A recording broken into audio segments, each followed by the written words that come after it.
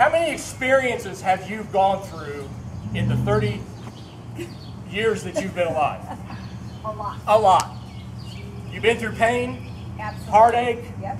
highs, lows, stuff that you could tell us about all day long if we allowed you to. Yeah.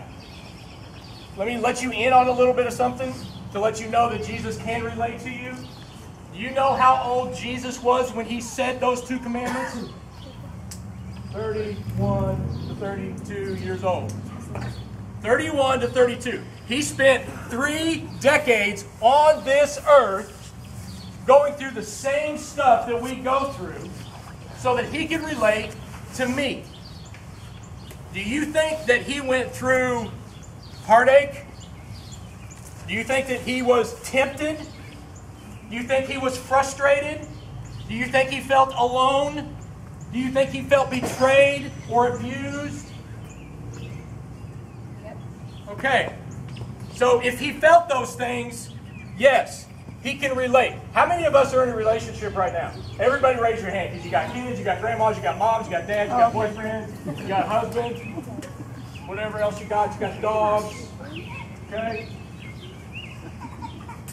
The ultimate thing that you want in a relationship is you want that one special person to get you, right?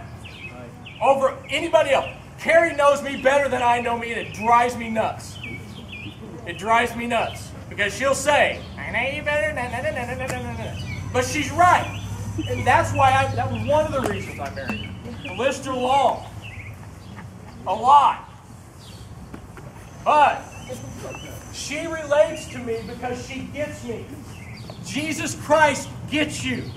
He says, hey, not only did I make you, I get you, and I have lived life on this earth to be with you. So the question is how does he relate? How does he relate to us? 3 ways. He relentlessly pursues us when we run away from him. Number 2, now listen to this one. He does not give us what we deserve. He does not give us what we deserve. And number 3, he never meets us halfway. Never meets us halfway. Luke, chapter 15. Anybody heard the story of the prodigal son? I'm about to tell you. This is how Jesus Christ pursues us. Luke chapter 15, verse 11. To illustrate the point further, Jesus told them this story. A man had 2 sons. The younger son told his father, I want my share of your estate now, instead of waiting till you die. So his father agreed to divide his wealth between his sons. A few days later, this younger son packed all his belongings and took a trip to a distant land. And there he wasted all his money on wild living.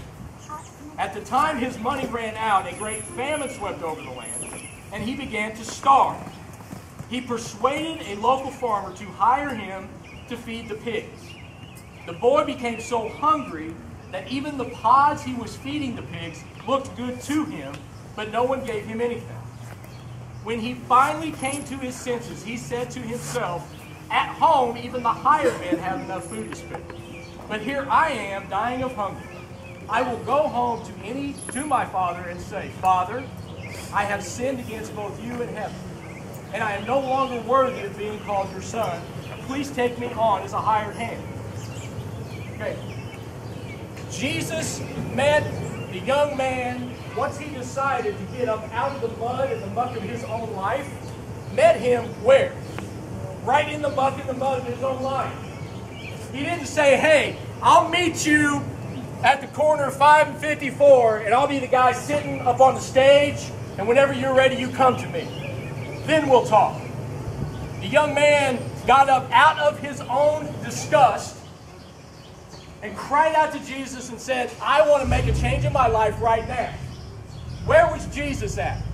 He was right there with him. Here's how he pursues.